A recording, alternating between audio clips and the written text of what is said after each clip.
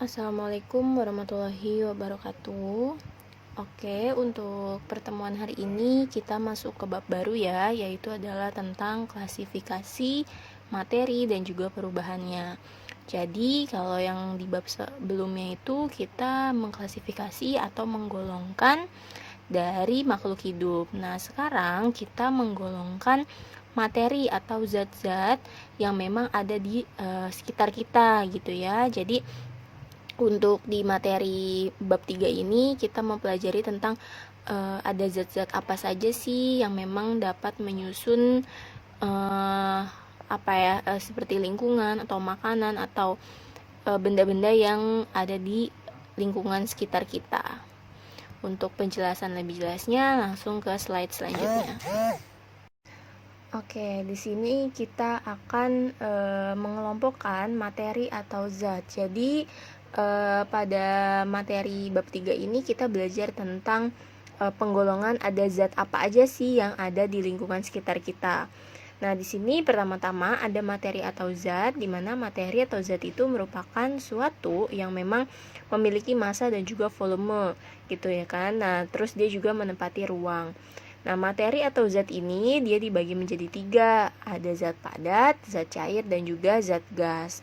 Nah, teman-teman juga pasti udah sering dengar dong ya kan, ada zat padat, zat cair, dan juga ada zat gas. Nah, ini pun pernah dibahas waktu di SD ya gitu. Nah, maka dari itu di sini kita lebih merinci lagi nih, mendetail lagi mengenai si zat tersebut.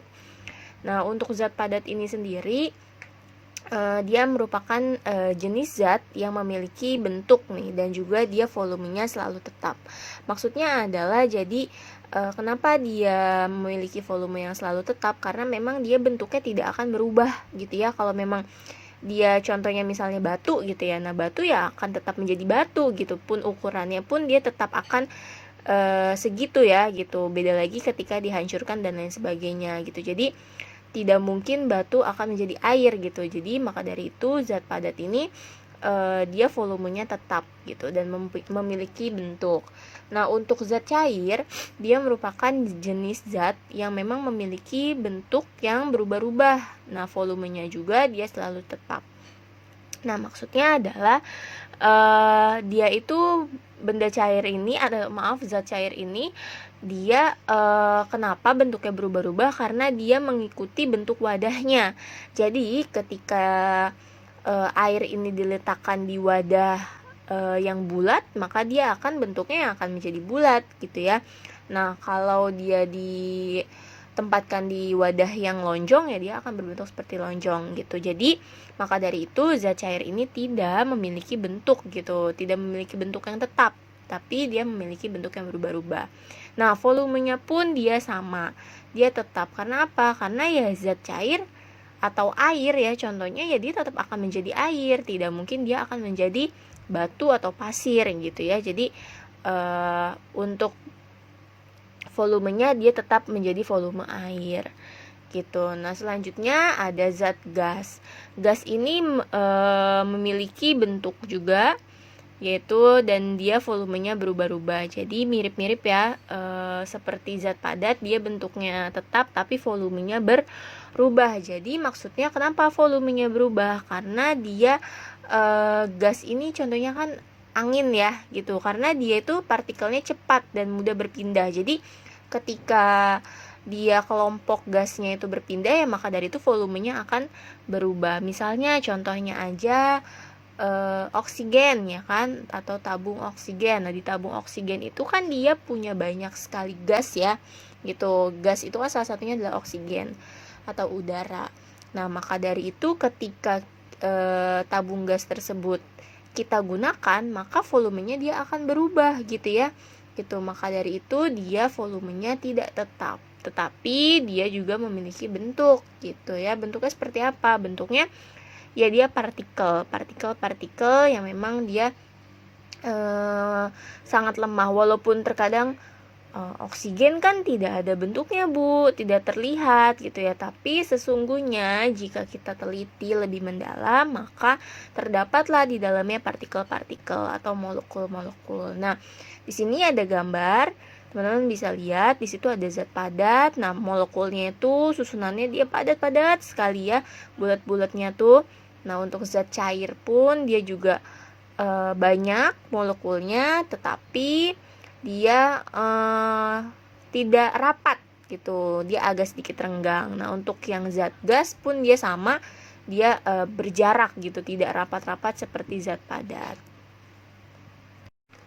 Untuk selanjutnya kita akan bahas mengenai unsur, senyawa, dan juga campuran. Jadi di slide sebelumnya kita bahas tentang zat nih ya kan, ada zat cair, zat padat, dan juga zat gas. Nah, untuk materi selanjutnya itu juga ada, atau zat selanjutnya itu ada unsur, senyawa, dan juga campuran. Jadi materi atau zat itu juga dibagi menjadi dua lagi gitu ya. Jadi kalau tadi berdasarkan dari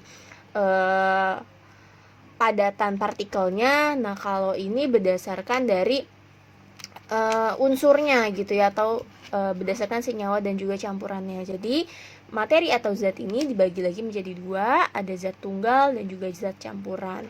Nah, zat tunggal ini dia juga memiliki dua macam, yaitu adalah unsur dan juga senyawa.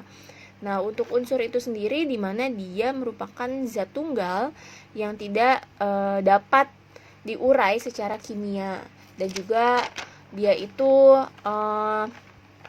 ibaratnya tidak bisa diubah menjadi zat lain ya gitu. Nah, biasanya di unsur ini dia hanya terdapat satu zat saja gitu, atau satu molekul saja. Nah, contohnya di sini ada unsur logam, unsur non logam, dan juga unsur semi logam. Nah, untuk unsur logam ini dia bersifat kilap, mudah menghantarkan panas dan juga listrik. Lalu dia itu memiliki titik didih dan juga titik leleh, dan dia memiliki kepadatan yang tinggi. Nah, contohnya kalau di unsur logam ini dia adalah besi atau Fe. Nah, di mana besi sebagai bahan bangunan ya, besi yang pada umumnya yang kita tahu gitu. Nah, terus ada seng atau Zn yang dimana dia juga seng atap rumah kita. Nah, itu adalah unsur logam. Jadi seng yang ada di atap kita itu dia kenapa dia bisa seperti itu, karena dia terdapat molekul Zn ini gitu. Terus ada emas, jadi perhiasan ya, emas gitu. Nah, emas pun ini dia punya molekul nih gitu, punya unsur si zat tunggal ini gitu ya, si unsur ini gitu. Nah, untuk unsur non logam itu dia bersifat tidak menghantarkan arus listrik dan juga panas. Lalu dia tidak mengkilap, dan dia titik didih dan titik lelehnya sedikit rendah. Nah, wujudnya pun dia bervariasi nih, ada yang padat, ada yang cair, dan juga yang gas. Nah, contohnya kalau dalam kehidupan sehari-hari kita itu seperti garam dapur, terus abis itu pasta gigi. Nah, garam dapur dan pasta gigi itu mengandung unsur ya, unsur kimia ini atau zat tunggal ini gitu. Jadi sesungguhnya sebenarnya di lingkungan kita ya, seperti benda-benda yang ada di daerah kita gitu, di lingkungan kita, di rumah kita. Nah, itu merupakan adanya molekul-molekul gitu ya, adanya komponen-komponen unsur di dalamnya gitu. Kalau tadi ya kayak besi, dia ada molekul besi gitu ya. Terus tadi ada seng, dia ada molekul seng. Terus tadi ada garam dapur, yaitu dia yodium. Dan juga ada pasta gigi, tadi dia mengandung fluor gitu. Nah, itu fluor, yodium, besi, seng. Nah, itu adalah unsur namanya gitu. Nah, untuk unsur semi logam atau unsur metaloid, yang dimana dia sifatnya itu dia kombinasi gitu di antara unsur logam dan juga unsur non logam. Jadi penghantar arus listrik dan panasnya itu medium lah gitu, tidak bisa menghantarkan arus listrik secara lebih, tapi tidak dapat dikatakan lemah juga, jadi medium. Jadi semi logam ini dia sifatnya penggabungan antara unsur logam dan juga non logam. Nah, contohnya itu seperti silikon dan juga germanium. Nah, silikon itu difungsikan untuk alat pemotong dan pengamplasan, atau pembuatan gelas dan juga keramik. Nah, itu kita menggunakan si silikon ini Kalau germanium itu dia untuk isolator dan konduktor, atau biasanya pada besi setrikaan yang bawah, terus abis itu panci. Nah, itu adalah contoh dari isolator dan juga konduktor. Nah, tadi ya yang Ibu bilang, jadi untuk semua benda yang ada di lingkungan kita, di rumah kita, nah itu memiliki komponen unsur di dalamnya ya. Nah, di sini teman-teman bisa lihat ada tabel, nama dan juga lambang dari beberapa unsur. Kalau tadi kita bahas besi, di situ besi dia punya lambang Fe, terus ada seng, dia punya lambang Zn, lalu ada emas, dia punya lambang Au ya, dan lain sebagainya. Gitu. Nah, ini adalah contoh dari unsur. Oke, tadi kita udah membahas tentang unsur ya. Nah, di sini yang kedua ada senyawa. Jadi senyawa merupakan zat tunggal juga ya. Tadi jadi zat tunggal itu dibagi menjadi dua. Ada unsur dan juga senyawa. Jadi senyawa itu merupakan zat tunggal yang tersusun oleh dua unsur atau lebih. Jadi maksudnya adalah senyawa ini merupakan gabungan nih dari beberapa unsur gitu, dari beberapa unsur. Yang dimana berbeda jenisnya. Misalnya tadi ada gabungan seng dan juga emas misalnya gitu, atau ada gabungan besi dan juga emas gitu ya.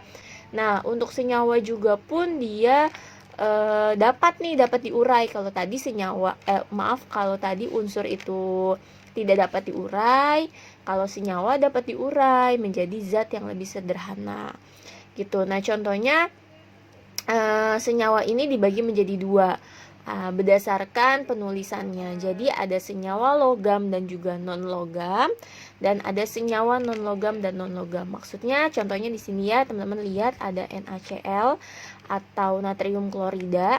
Nah, natrium klorida ini tersusun dari natrium, unsur natrium dan juga unsur klorin. Nah, unsur natriumnya itu dia sifatnya logam. Nah, kalau klorinnya itu dia sifatnya non logam. Nah, untuk senyawa non-logam dan juga non-logam, dia adalah HCl atau hidrogen klorida. Gitu. Hidrogen klorida ini dia tersusun atas unsur hidrogen dan juga unsur klorin. Nah, sifatnya dia sama-sama non-logam. Nah, ini yang tadi hidrogen, klorin, natrium, nah itu merupakan unsur.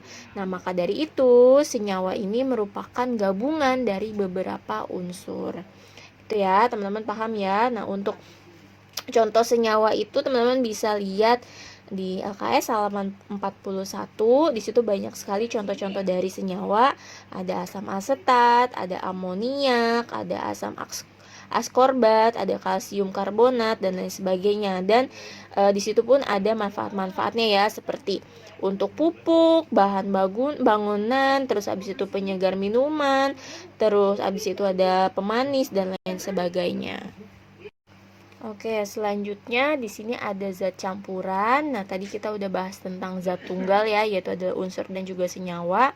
Nah, untuk di zat campuran ini ada dua juga, yaitu adalah ada campuran dan juga ada larutan. Nah, yang pertama kita akan bahas tentang si campuran dulu nih. Jadi campuran itu adalah zat yang terdiri atas dua atau lebih dari zat yang berupa unsur dan juga senyawa.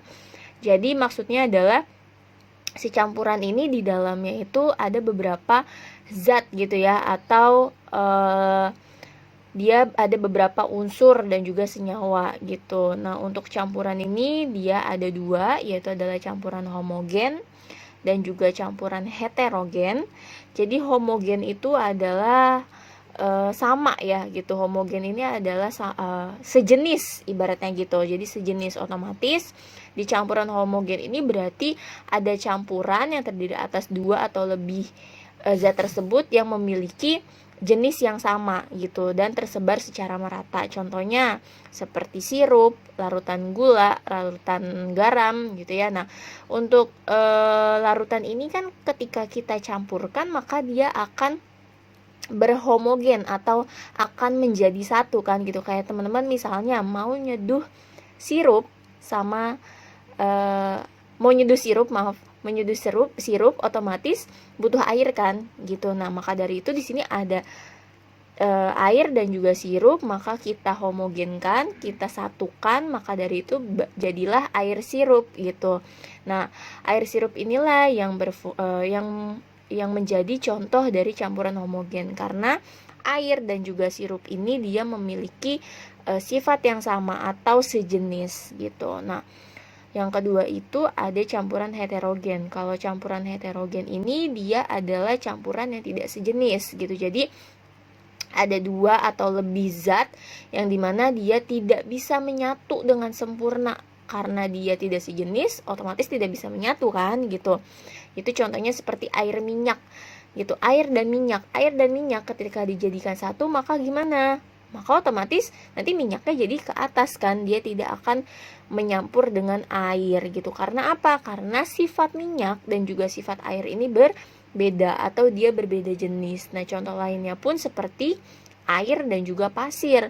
Ya, ketika kita masukkan pasir ke dalam air, maka pasirnya tidak akan larut dalam air tersebut kan, tetapi dia akan mengendap malah ke dasar gitu ya, dasar permukaan wadahnya gitu. Maka dari itulah campuran heterogen dia merupakan campuran yang tidak bisa menyatu dengan sempurna, dan dia sifatnya pun bisa dipisahkan. Ketika air dan minyak, maka kita bisa pisahkan kan, kita ambil airnya, kita ambil minyaknya pun itu bisa gitu.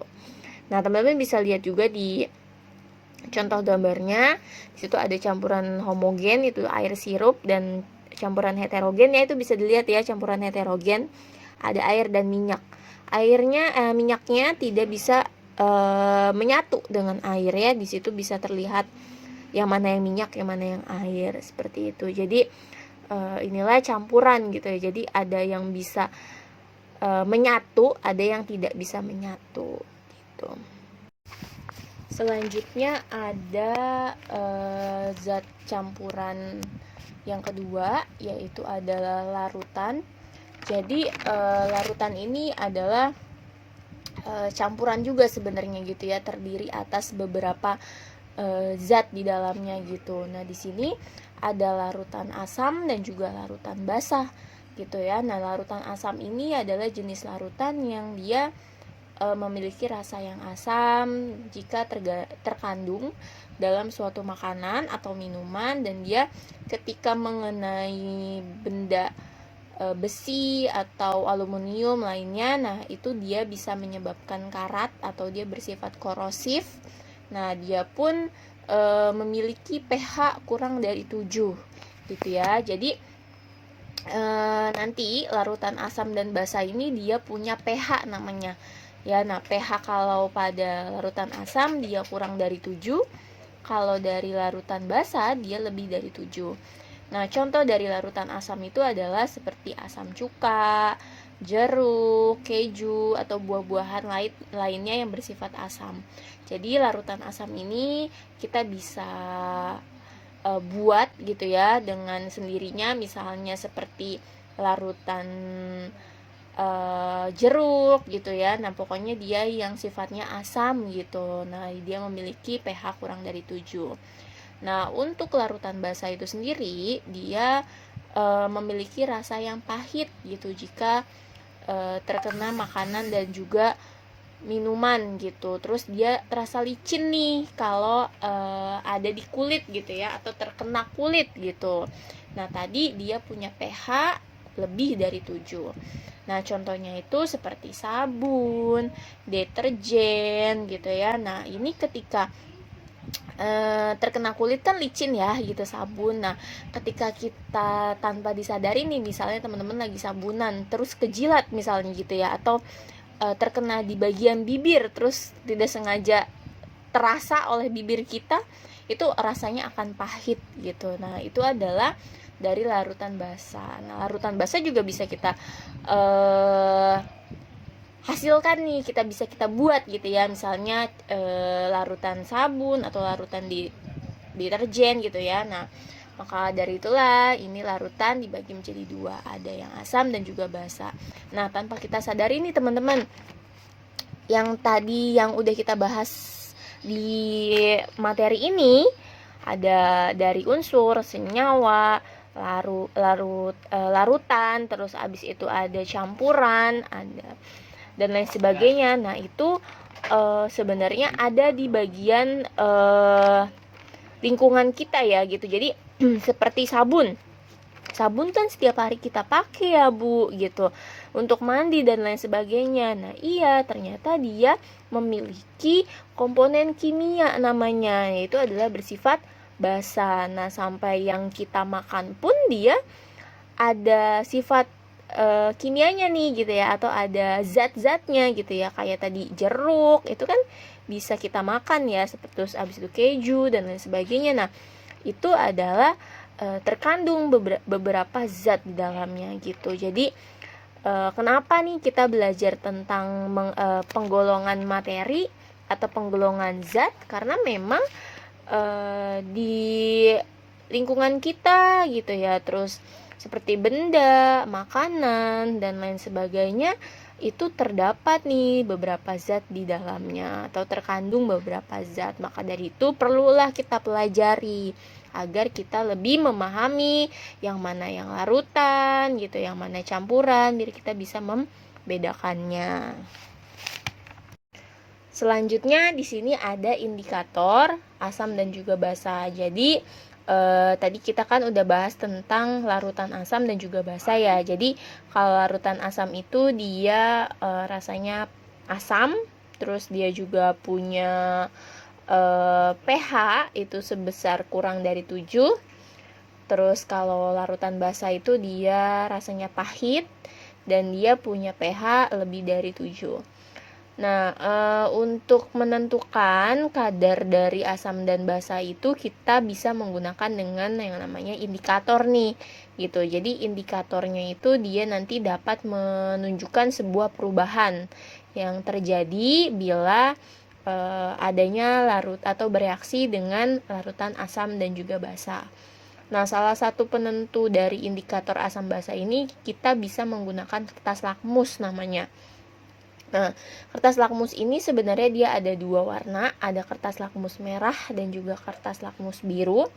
Jadi kalau di tabel yang di sini nih teman-teman, yang di PowerPoint ini, teman-teman bisa lihat ada perubahan warna kertas lakmus. Jadi ada di situ ada kertas lakmusnya ya, warna merah dan juga biru.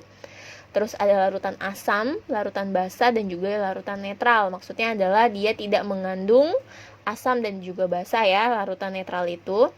Nah, ketika larutan asam tersebut di uji coba dengan atau diindikatorkan dengan kertas lakmus merah, maka berubah nih kertas lakmusnya, akan menjadi merah ya, tetap menjadi merah.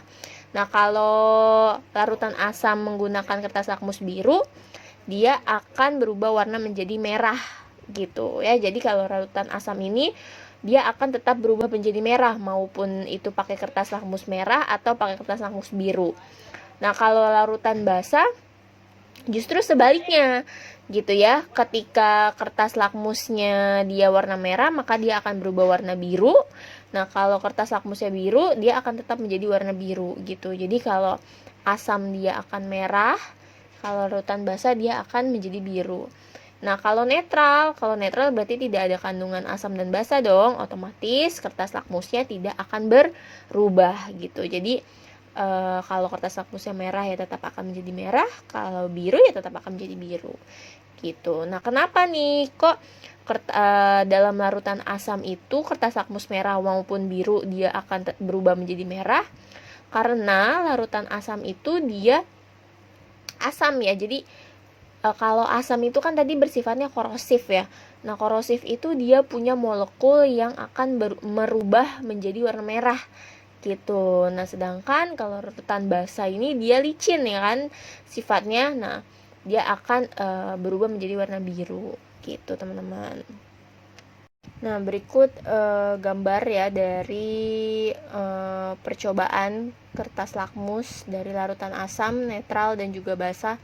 Jadi tadi ya, ketika larutan asam itu dia akan berubah menjadi merah, maupun dia kertas lakmus merah maupun biru. Nah, kalau larutan basa, kalau dia larutan basa itu dia akan berubah menjadi biru gitu ya, maupun dia kertas lakmusnya biru ataupun merah, dia akan berubah menjadi biru. Nah, kalau netral dia karena tidak ada mengandung senyawa apapun di dalam airnya, jadi maksudnya tidak ada asam ataupun basahnya, maka dari itu dia kertas lakmusnya tidak berubah ya. Jadi yang biru tetap menjadi biru, yang merah akan tetap menjadi merah. Nah, seperti itu. Nah, ini dia pembahasan untuk klasifikasi materi atau zat. Jadi nanti untuk pertemuan selanjutnya kita akan membahas tentang cara memisahkan campuran dan juga perubahan dari benda gitu ya. Nah, ini untuk pertemuan minggu ini kita akan membahas ini dulu gitu, mengenai zat-zat yang ada di benda, di makanan dan lain sebagainya gitu. Sekian dari Ibu. Untuk pertanyaan atau jika ada yang ingin ditanyakan bisa langsung kita diskusikan melalui grup. Terima kasih. Wassalamualaikum warahmatullahi wabarakatuh.